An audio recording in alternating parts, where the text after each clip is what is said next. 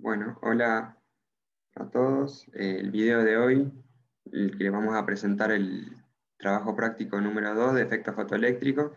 La idea es que les sirva para dar el parcial de laboratorio y también para reforzar la teoría que está en el apunte que le subimos en el campus.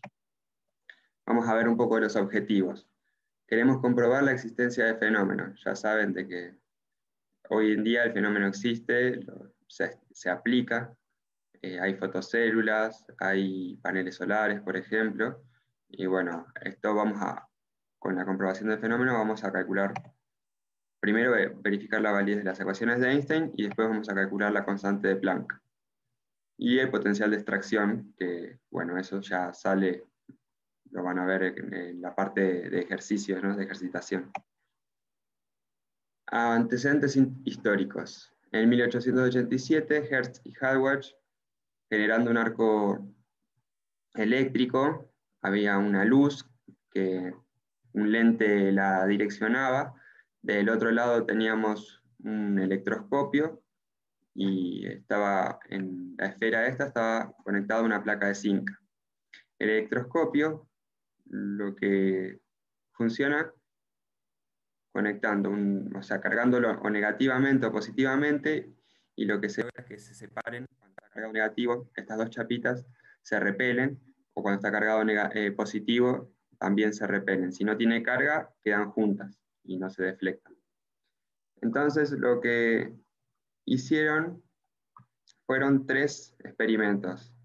Uno, cargaron negativamente el electroscopio, esa carga les daba una deflexión. Cuando empezaban a generar este arco, sin el vidrio este, lo que notaban era que se descargaba el electroscopio. O sea, lo que estaba pasando era que los fotones impactaban con la placa de zinc y me sacaban los electrones de esta placa y me lo descargaban el electroscopio. En la parte 2 tenemos una carga positiva en el electroscopio, hacían exactamente lo mismo sin el vidrio, pero lo que notaban era que no se descargaba. Por ahí se sacaba algún electrón, pero no se descargaba el electroscopio. Como parte 3 del experimento, pusieron un cristal en el medio y vieron de que esto cargado negativo, vieron de que no descargaba el electroscopio. Entonces ahí sacaron como conclusión, bueno, en ese momento no sé si sacaron una conclusión, porque no se podía explicar con los conceptos de física clásica, pero lo que nosotros ya sabemos hoy es que la luz ultravioleta, que me frena el cristal que está en el medio, lo que hace es que me saca mucha energía, entonces no puede sacar los electrones y no se descarga el electroscopio. Seguimos un poco más, lo que, bueno, ya algunos lo conocerán, a Planck, en 1900, lo que él creó fue una constante, ¿no? La constante justamente en honor a su nombre de Planck. Ya la vieron seguramente en muchas materias, no solamente acá en física, que también la vieron en la teoría. Y bueno, la ecuación esta, después también la vieron, que la energía del fotón es igual a la constante de Planck H por nu, que es la frecuencia. Bueno, acá tenemos los valores de la constante de Planck. Acá vamos a ver a Max Planck, o en su defecto Sexy Planck, como lo ven acá en la imagen. Y bueno, lo que se logró con Planck fue, bueno, Planck lo conocen de la ley de Planck también, que bueno, lo que hablaba era la ley espectral de radiación de cuerpo negro. Él lo que hizo fue vincular la ley de Rayleigh-Jean con Wien, la ley de Wien. Bueno, lo que pasó, lo que explicaba con esta constante, que la radiación ya dejaba de ser absorbida y emitida de forma continua, sino que era discreta y con cuantos de energía. Eso se sacó de la constante de Planck, ¿no? Que después Einstein la aplicó en la ecuación. Von Leonard observó que hay un potencial de emisión que es independiente de la intensidad de luz incidente. Vamos a explicarlo acá. Yo tengo unas de luz que puedo variar la cantidad de luz que entra, si entra más o menos luz. Puede ser limitándolo con un obturador, algo, digo, bueno, va a entrar más o menos luz. Y tengo de este lado un circuito que, o sea, acá me impactan las partículas, generan electrones, pero pongo una barrera de potencial a un potencial determinado y veo que los electrones no pasan de este lado. Pero varío la intensidad de luz, o sea, no la intensidad, varío la cantidad de luz, sí, la intensidad de luz, y más, hago que entre más luz, pero veo que sigue sin pasar la barrera de potencial. Ahí, bueno, ya empezaron a ver de que había al menos un nivel de energía que tenían que tener los electrones para superar esa barrera y no dependía de la cantidad de luz que entraba a este material y desprendía los electrones. Bueno, Einstein resolvió el problema de la física clásica, que la física clásica no podía resolver aplicando la teoría de Planck, teoría de cuantos, mecánica cuántica. Ya esta es la fórmula que ya la hablamos recién, la energía de fotones es igual a la constante de Planck por la frecuencia, que esto también es igual al trabajo de extracción más la energía cinética. Vamos a verlo un poquito más. Fíjense que acá impacta, por ejemplo, el fotón con esta energía, pero tiene que gastar un trabajo para extraerlo y dejarle una cierta energía cinética para que se empiece a desplazar. En este caso, también se va a ver en el apunte de que la energía de fotón es suficiente solo para liberar un electrón y además tiene que ser suficiente para darle una energía cinética y que se pueda mover, ¿no? Volvemos al concepto de intensidad de luz que lo hablamos antes. La intensidad de luz me puede generar más corriente porque al haber más luz me puede generar mayor cantidad de electrones, mayores interacciones entre estos electrones y me libera más corriente, más electrones libres. Pero no hay que confundirlo con la frecuencia, que es la que me da la energía cinética, que quiere decir que yo al impactar y no, o sea, tener esta energía cinética, después de extraerlo, me genera una energía cinética, el electrón va a moverse con mayor rapidez y ustedes van a ver que hay un potencial de frenado, que ese es el que me da idea de cuánta es la energía que tiene el electrón. Con un potencial yo lo freno, una vez que igualo la corriente que me genera la fotocélula con el potencial negativo, ahí me di cuenta de que qué energía cinética es la que tengo, ¿no? Que me la da justamente la frecuencia. Vamos a hacer un poquito de un análisis de las bandas de energía. Ustedes ya saben de que, bueno, impacta el electrón con esta energía, H por F. Tengo un trabajo de extracción del electrón, que, bueno, también depende del material. Y esta es una energía cinética mínima para poder pasar desde el cátodo hasta el ánodo. En el ánodo también tengo un trabajo de aceptación del electrón.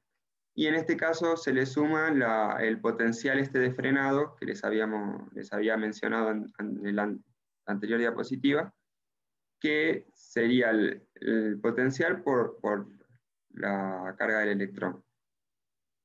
Fíjense que, bueno, acá me está sumando este trabajo de aceptación más el potencial, me da también H por F. Y fíjense que así sí puede pasar el electrón del cátodo al ánodo. Este gráfico también está en el apunte y lo pueden ver con más detalle y con la explicación de las ecuaciones. Bueno, la aplicación de la ecuación de Einstein depende de la constante de Planck y la frecuencia. o bien del trabajo de extracción y la energía cinética, que lo habíamos visto en las ecuaciones. También debemos llevar esa forma de la ecuación a que responda a los controles que nos da el setup que poseemos en el laboratorio. Bueno, en el laboratorio van a ver de que tenemos algunos valores que lo podemos calcular y bueno, el potencial de frenado lo podemos variar nosotros, los filtros los podemos modificar, bueno, todo eso es lo que vamos a ver un poquito más adelante. Con el desarrollo que vamos a ver acá, vamos a ver cómo se relaciona la ecuación de Einstein con las variables circuitales. La energía del fotón es igual a H por F, es igual al trabajo de extracción más la energía cinética. La constante de Planck por la frecuencia es igual a, vamos a reemplazar el trabajo por E por phi, que es el potencial de extracción, más 1/2 de la masa por la velocidad al cuadrado. Esto queda igual que por phi. Bueno, como acá bien dice que es el potencial típico de la fotocélula, esto, 1/2 de la masa por la velocidad al cuadrado, nosotros lo podemos reemplazar por algo que ya conocemos, que es E, la carga del electrón, por U0, que es el potencial de frenado de corte. O sea, potencial de corte quiere decir de que en ese momento la corriente es cero. Lo mismo, bueno, seguimos acá, lo único que hacemos es sacamos factor común, carga del electrón, y nos queda así expresada la ecuación. Cuando despejamos, U0 en este caso, nos queda la constante de Planck sobre E. La constante de Planck es lo que vamos a calcular en el trabajo, la carga del electrón, la frecuencia, que esto es dato por los filtros. Bueno, el potencial de corte nosotros lo sacamos de medirlo con un voltímetro. Y bueno, el potencial típico de la célula también, de la fotocélula también lo vamos a obtener. Bueno, vamos al equipamiento. Esta es una foto del setup en algún año anterior que le hemos sacado. Fíjense, acá tenemos la lámpara de mercurio, un obturador que es lo que me da la apertura de más o menos luz. Justo acá está el soporte, continuando enfrente del obturador tenemos el soporte que es lo que va a sostener el filtro. Acá tendríamos la fotocélula dentro de este armazón de metal que justamente, bueno, deja que entre la luz por ahí y me evita de recibir toda la luz del exterior, ¿no? Solamente entraría la luz de la lámpara. Y acá atrás tenemos un circuito que lo vamos a ver en alguna imagen más adelante, que sería el circuito equivalente. Bueno, en realidad lo que tendría acá sería mi potencial de frenado. Acá tengo el amplificador, como es este amplificador. ¿Qué hace este amplificador? Yo, si quisiera medir la corriente que se me genera en el ánodo, tendría que tener un amperímetro que físicamente no existe porque la corriente que se me genera es muy pequeña. Entonces, ¿qué hago?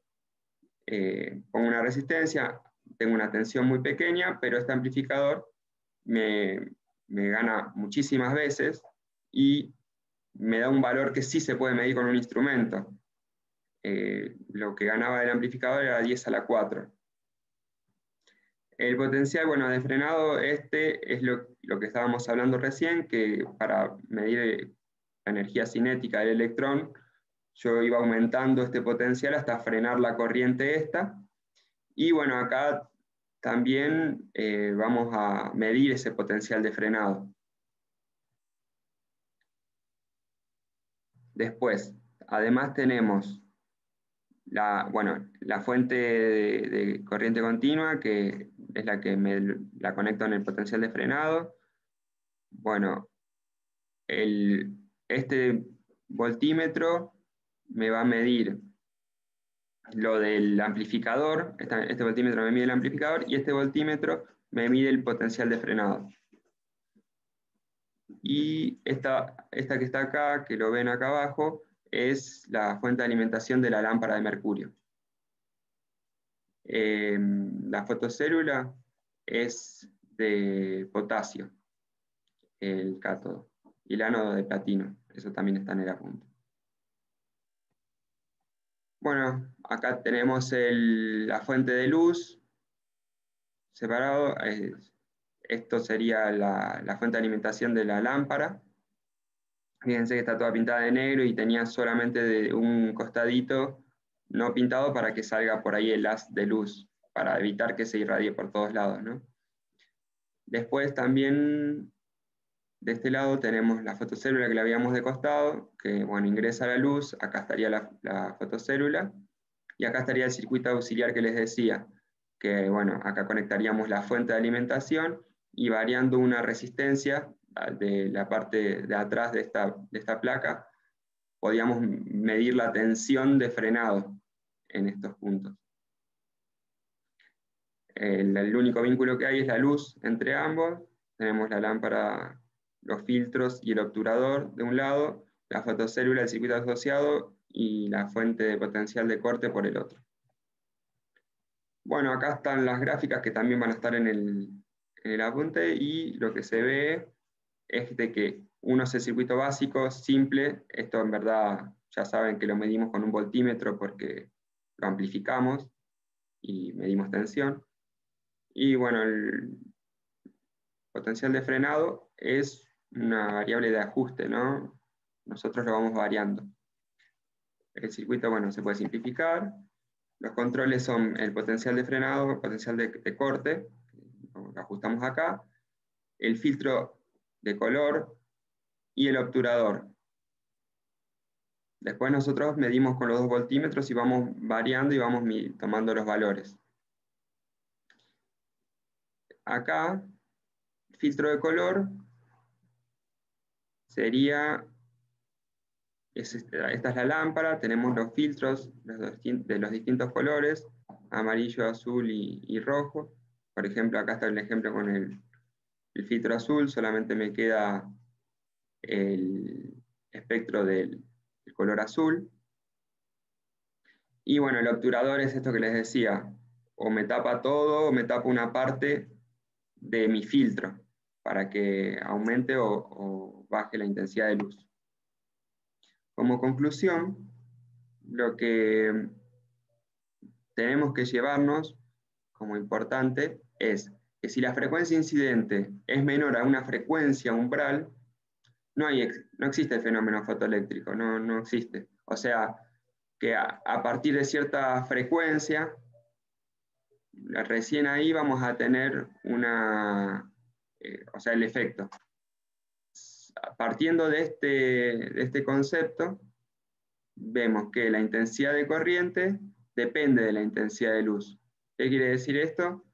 Que ya lo habíamos visto en los ejemplos. Si yo aumento más la cantidad de fotones, lo que voy a lograr es ver más corriente, siempre y cuando la frecuencia incidente sea mayor a la frecuencia umbral. Ahora, la energía cinética no depende de la intensidad de luz. ¿Qué quiere decir? Yo puedo mover el obturador y voy a ver de que mi potencial de frenado va a seguir siendo el mismo, no me varía. Entonces, no depende la energía cinética de la intensidad de luz porque mi potencial de frenado es el mismo. Pero en el caso que sigue, la energía cinética depende de la frecuencia incidente. En este caso sí, porque si yo cambio el filtro, acuérdense que no pueden variar una fuente de manera continua, por eso ponemos filtros. Cambiamos un filtro de mayor frecuencia, vamos a ver de que el potencial de frenado aumenta. Ustedes ya saben de que el potencial de frenado es negativo o positivo dependiendo del sentido para el que va la corriente. Pero en valor absoluto, a medida que aumento la frecuencia, tiene que ser mayor el potencial de frenado.